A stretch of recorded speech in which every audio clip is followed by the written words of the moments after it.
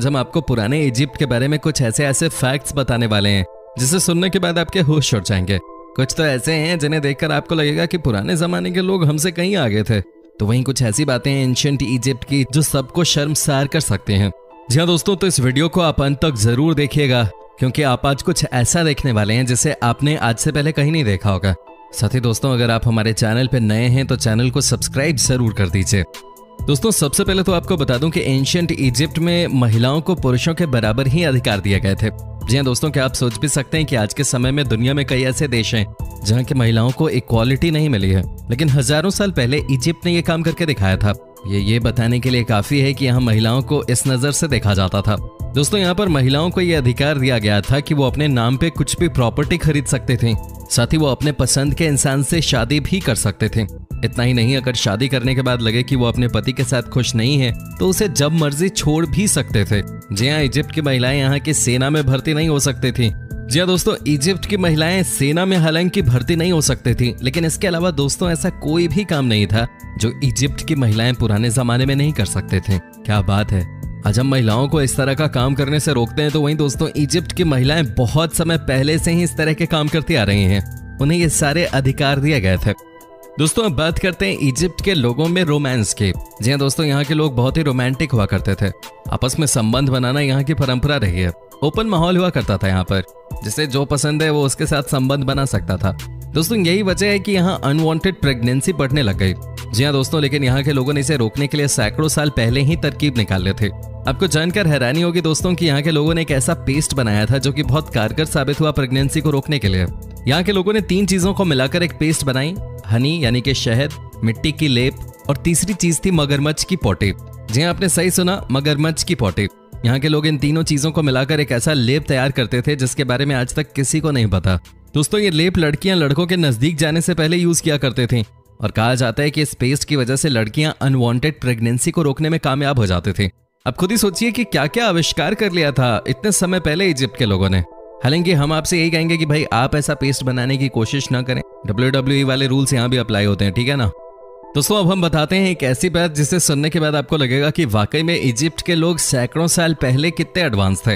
दोस्तों, ये जो बॉलीवुड के स्टार्स आपको क्लीन शेप में दिखाई देते हैं, छाती के बाल भी साफ करा लेते हैं अनिल कपूर को छोड़ के, ये सब काम इजिप्ट के लोग तो पहले से ही करते आ रहे हैं। जी हाँ दोस्तों, आपने सही सुना, एंशिएंट इजिप्ट के लोगों को कभी भी शरीर में बाल पसंद नहीं आए।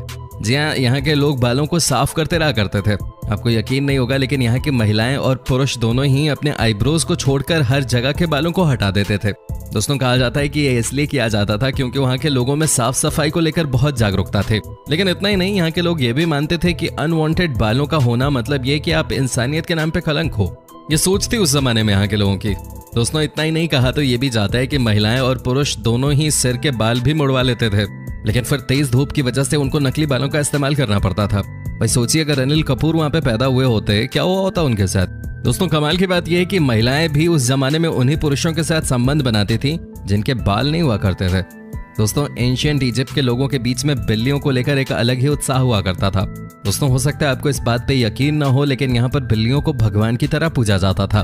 जी हाँ दोस्तों, यहाँ पे आपको हर किसी के घर में एक बिल्ली तो नजर आ ही जाते थे। कहा जाता है कि सब लोग इन बिल्लियों को बहुत अच्छे से सजा के रखते थे। यहाँ के लोगों के मुताबिक अगर आपके घर में बिल्ली थी तो समझिए कि आप कभी गरीब नहीं होंगे। इतना ही नहीं दोस्तों, जब भी कोई पालतू बिल्ली मरती थी तो दोस्तों उसके गम में 7 दिनों तक शोक मनाया जाता था। दोस्तों, इतनी इज्जत दी जाती थी बिल्लियों को। दोस्तों, आज से 4 से 5,000 वर्ष पूर्व दुनिया के हर कोने में लगभग एक ही काल में पिरामिड बनाए गए। ये वही काल था जब मिस्र में पिरामिड बने थे। ये वो काल था जब Egypt, Sumeria, Babylonia, Mesopotamia, Assyria, Mehrgarh, सैंधव और पारस्य आदि प्राचीन सभ्यताएं अपने विकास के चरम पर थे। दोस्तों, हिंदू धर्म के अनुसार स्वास्तिक है पिरामिड का प्रतीक। जी दोस्तों, इसके अनुसार हिंदू धर्म में स्वास्तिक को शक्ति, सौभाग्य, समृद्धि और मंगल का प्रतीक माना जाता है। घर के वास्तु को ठीक करने के लिए स्वास्तिक का प्रयोग किया जाता है। स्वास्तिक के चिन्ह को भाग्यवर्धक वस्तुओं में गिना जाता है। स्वास्तिक के प्रयोग से घर की नकारात्मक ऊर्जा बाहर चली जाती है।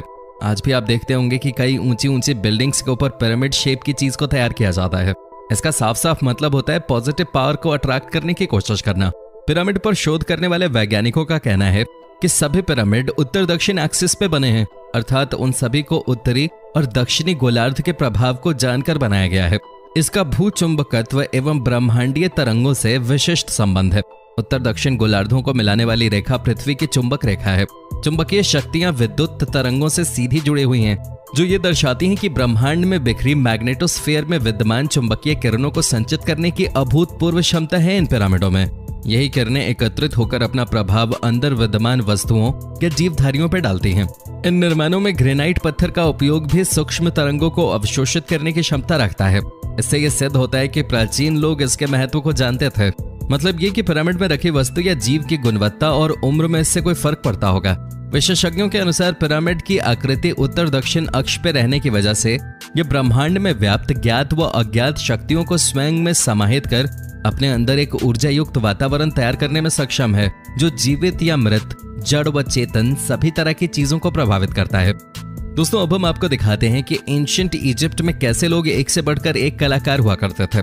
जी हाँ दोस्तों, कमाल की बात है कि यहाँ पर आपको लगभग हर दीवार में, हर जगह एक से बढ़कर कलाकारी देखने को मिल जाते थे। दोस्तों, कहा जाता है कि आज भी आपको कई ऐसी नक्काशियां देखने को मिल जाती है जिसे देखने के बाद आपके होश उड़ जाते हैं। जी हाँ दोस्तों, यहाँ के लोग बहुत ही क्रिएटिव हुआ करते थे। जो सबसे बढ़िया दीवारों पे चित्र बनाते, उन्हें राजाओं के द्वारा खूब सारे उपहार दिए जाते थे। दोस्तों, महिलाएं भी उसी पुरुष के साथ संबंध रखना चाहती थीं जो कि क्रिएटिव होते थे। आपको बता दूं कि कुछ ऐसी भी कलाकारियां बनाई गई हैं जो कि आज भी हमारे बीच में हैं, और स्पेशली इनको देखने के लिए लोग आज भी इजिप्ट का दौरा करते हैं। यहाँ के एक एक दीवार की सुंदरता इतनी कमाल की होती थी कि आप यकीन नहीं कर पाते। इन्हें देखकर लगता है कि आज के जमाने में भी हम इनसे बहुत पीछे हैं। दोस्तों, आपको जानकर हैरानी होगी कि मिस्र में मेकअप करना आवश्यक था। ये लोग सुरमा का प्रयोग जरूर करते थे। वो मानते थे कि हरा और काला सुरमा उन्हें सूर्य की किरणों, मक्खियों तथा हानिकारक संक्रमणों से बचाए रखता था। इसके अलावा ये सूर्य देव को श्रद्धांजलि और नमन करने का एक तरीका भी था।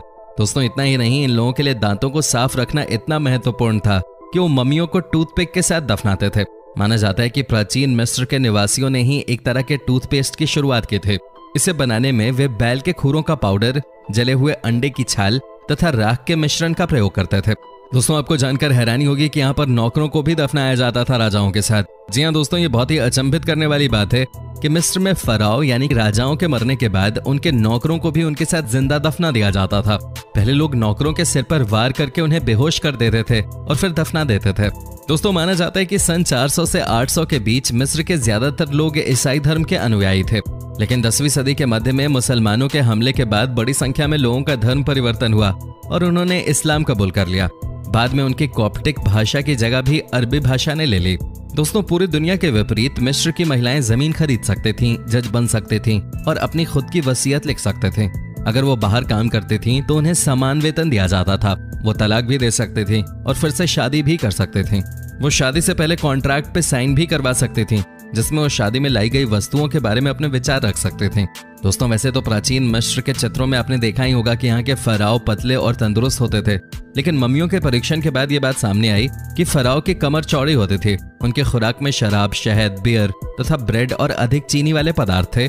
उनमें से कई मधुमेह के शिकार भी थे। दोस्तों, उम्मीद करता हूँ कि आपको हमारा ये एपिसोड पसंद आया होगा। साथ ही दोस्तों, अगर आपको इस वीडियो पे कोई राय देनी है तो आप हमें कमेंट करके अपनी बात बता सकते हैं। हमें आपके कमेंट्स का इंतजार रहता है।